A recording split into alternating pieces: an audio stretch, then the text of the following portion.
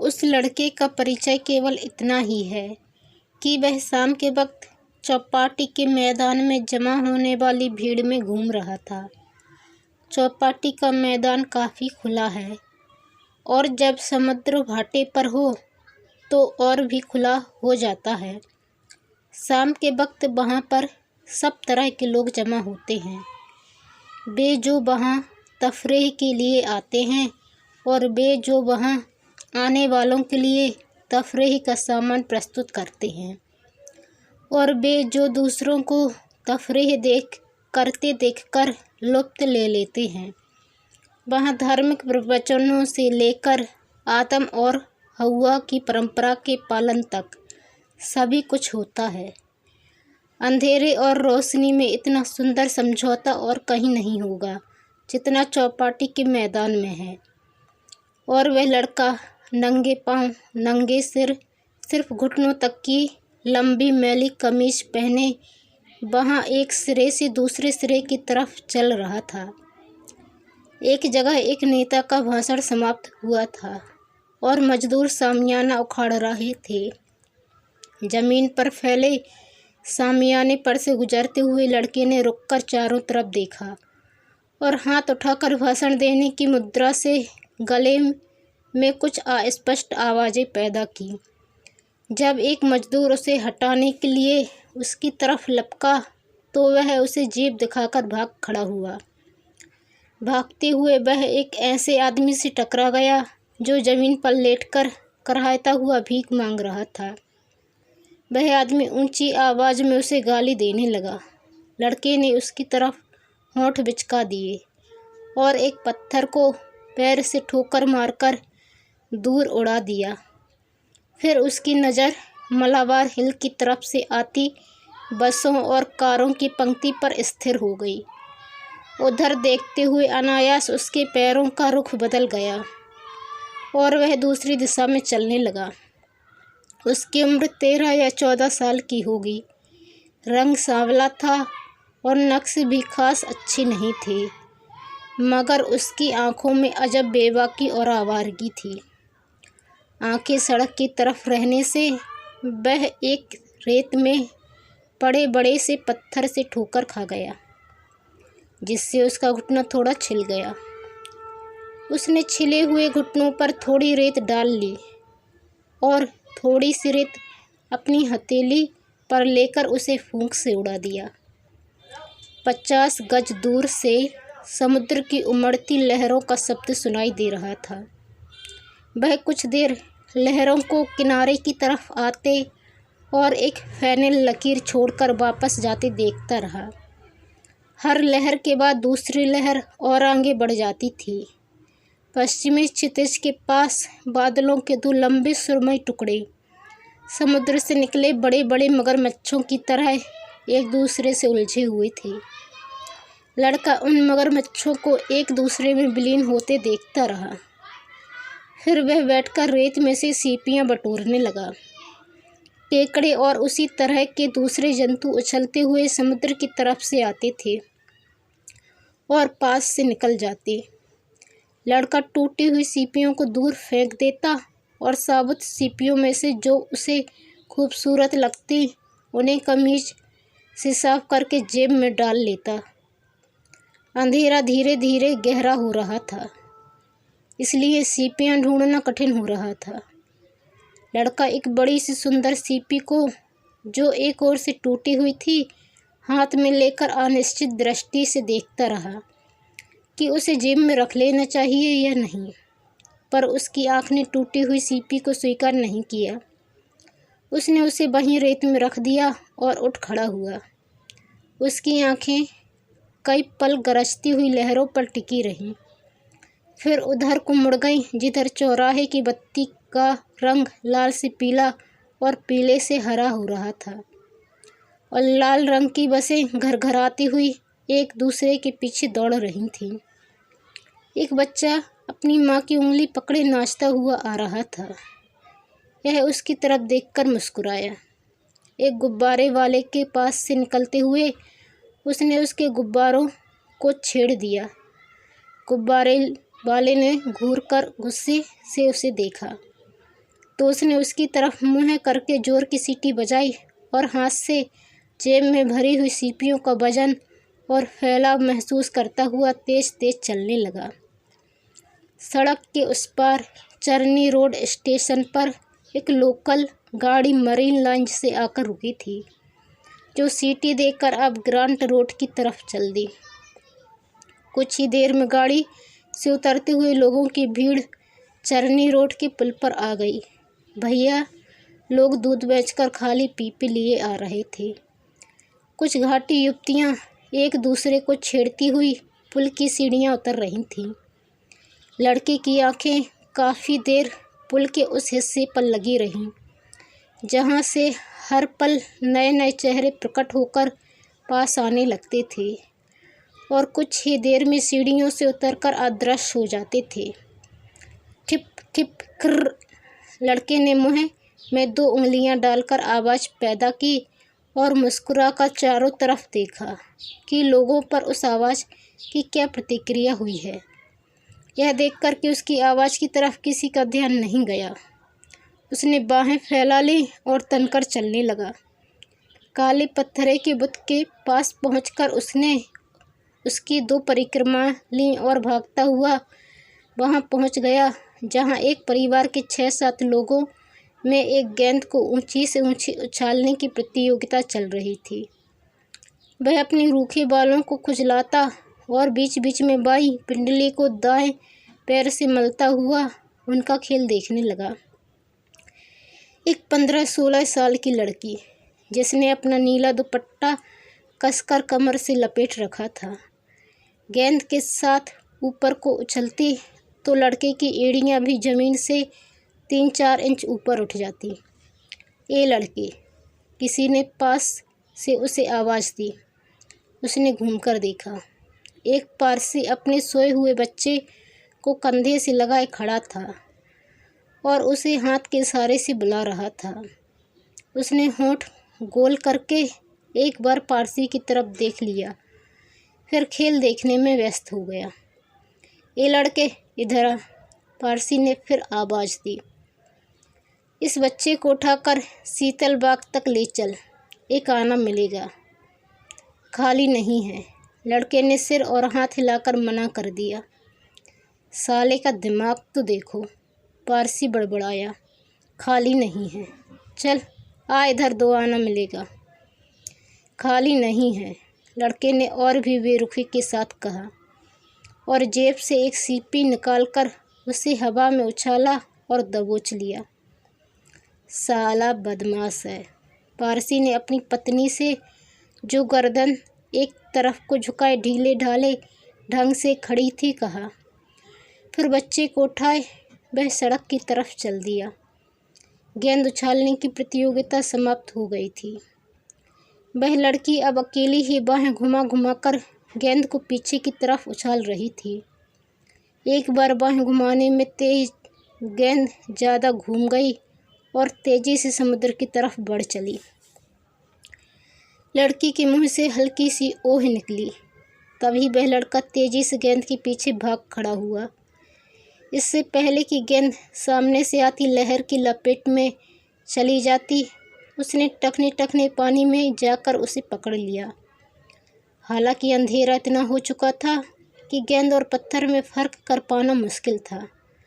लड़का गीली गेंद को जरा जरा उछालता हुआ उन लोगों के पास ले आया।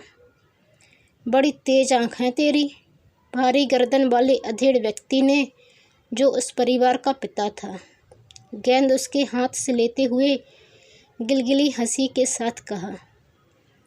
किस तरह चमगादड़ की तरह लपका था, नीले दुपट्टे वाली लड़की बोली।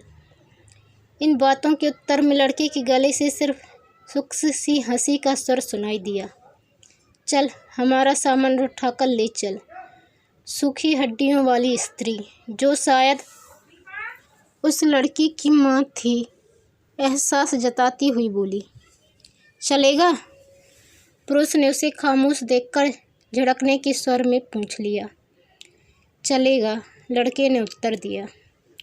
तो यह दरी तह कर ले और बाकी सामान समेटकर टोकरी में रख ले उस व्यक्ति ने दरी पर रखी प्लेटों और चम्मचों की तरफ इशारा किया। लड़के ने एक झिझक के साथ बिखरे हुए सामान को देखा, एक निगाह लड़की पर डाली और झुककर वे चीज़ें इकट्ठी करने लगा।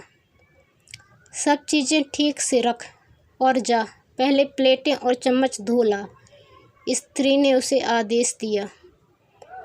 उसने जूठी प्लेटें और चम्मच इकट्ठी की और समुद्र की तरफ चला गया। वहाँ उसने उन सबको रेत से मलकर साफ किया और अच्छी तरह अपनी कमीज से पोंछ लिया।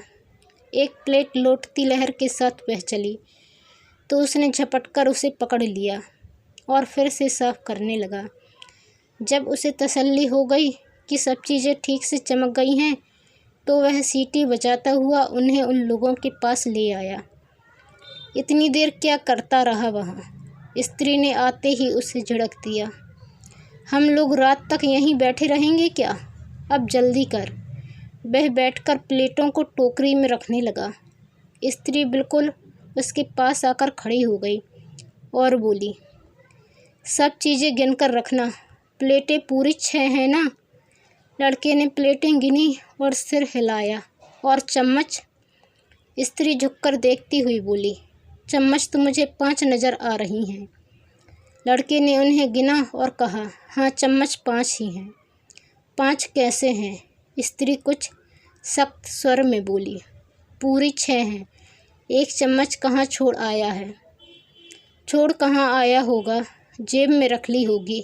इसकी जेब में देखो, पुरुष ने पास आते हुए कहा। लड़के का हाथ सहसा अपनी जेब पर चला गया और सीपियों के फैलाव को छूकर उनके बचाव के लिए वहीं रुका रहा। निकाल चम्मच, जेब पर हाथ क्यों रखे हुए है? पुरुष ने उसे डांटा। लड़का सहमा सा टोकरी के पास से उठकर 2 कदम पीछे हट गया। मैंने चम्मच नहीं ली, उसने कमज़ोर आवाज़ में कहा। मुझे नहीं पता वह चम्मच कहाँ है। तुझे नहीं तो तेरे बाप को पता है, कहते हुए उस व्यक्ति ने लड़के को बालों से पकड़ लिया और उसके मुँह पर एक तमाचा जड़ दिया। दे दे चम्मच, तुझसे कुछ भी नहीं कहेंगे। स्त्री ने जैसे उस पर तरस खाकर कहा। मेरे पास चम्मच नहीं है, लड़का उसी स्वर में बोला। मेरी जेब में मेरी अपनी चीज़ें हैं। तेरी अपनी चीज़ें हैं? पुरुष बड़बड़ाया।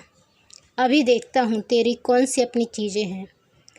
और उसके लड़के के बालों को अच्छी तरह झिझोड़कर उसका जेब पर हाथ अपने मोटे हाथ में कस लिया।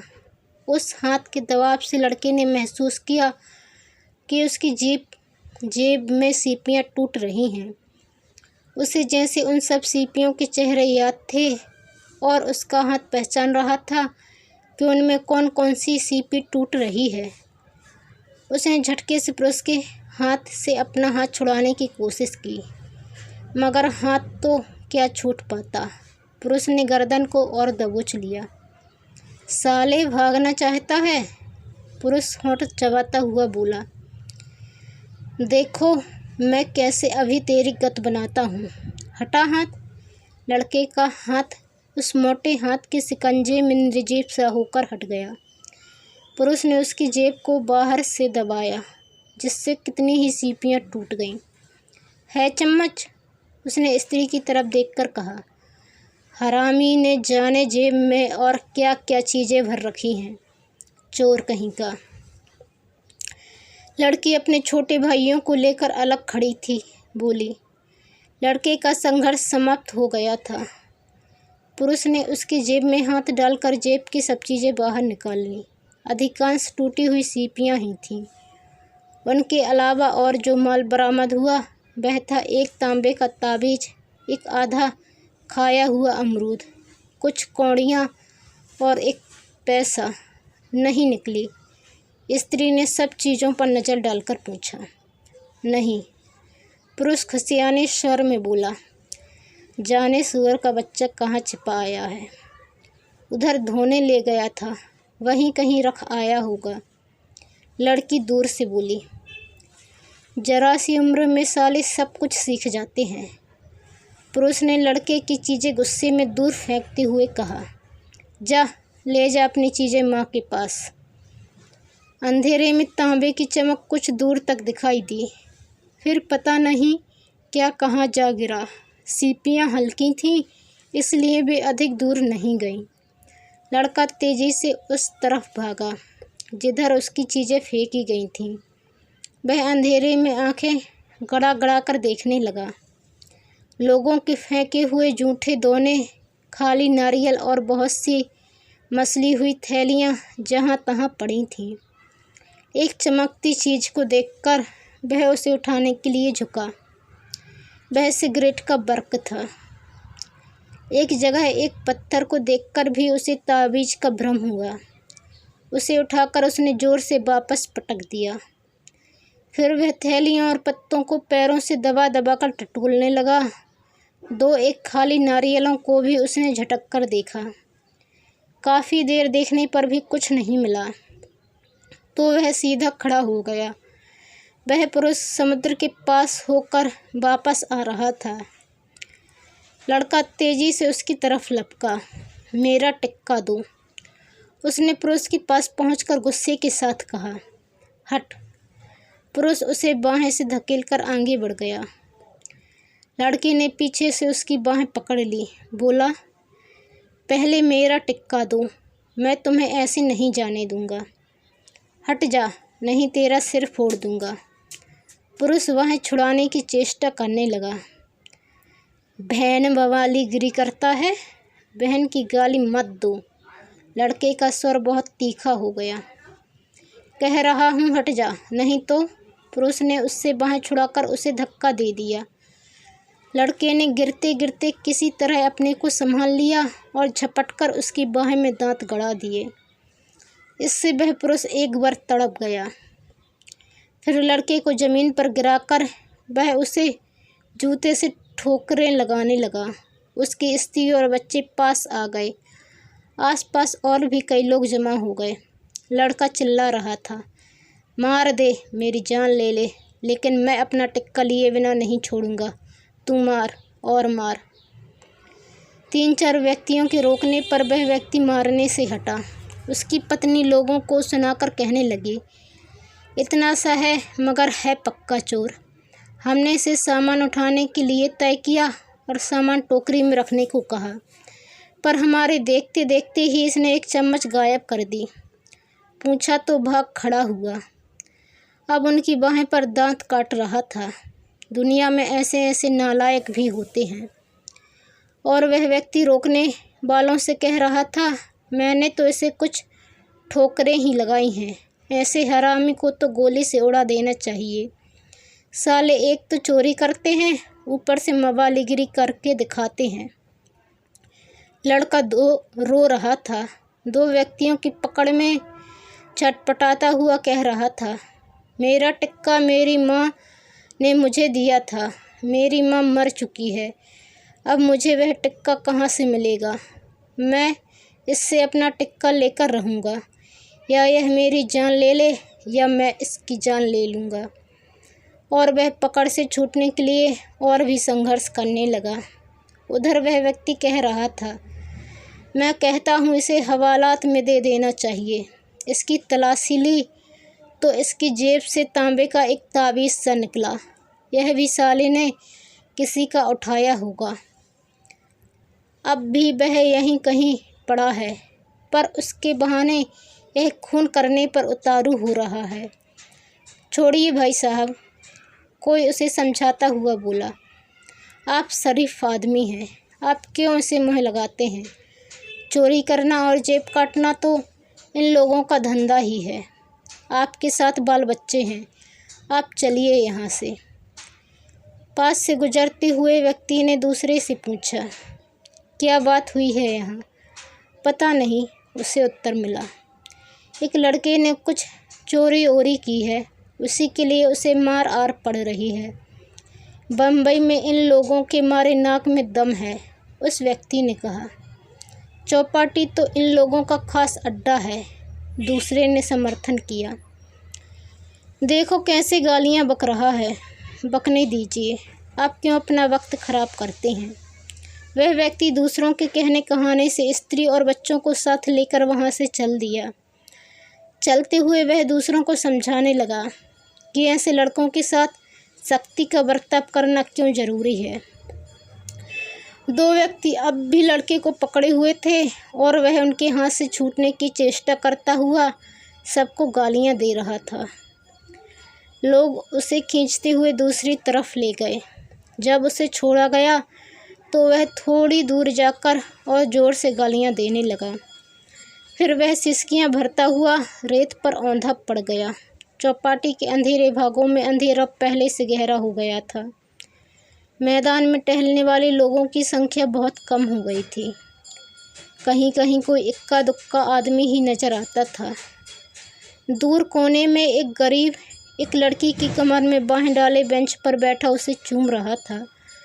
धीरे धीरे समुद्र की लहरों और किनारों की बेंचों के बीच का फासला कम हो रहा था। स्पाशी की आवाज़ के साथ हर लहर दूसरी लहर से आगे बढ़ आती थी। दूर क्षितिज के पास मछुआ नावों की बत्तियां टिमटिमा रही थीं। Tit tit tit tit tit की तरह तरह की आवाज़ें फैली थीं। अरब सागर की हवा हुआ हुआ करती सामने की इमारतों से टकरा रही थी।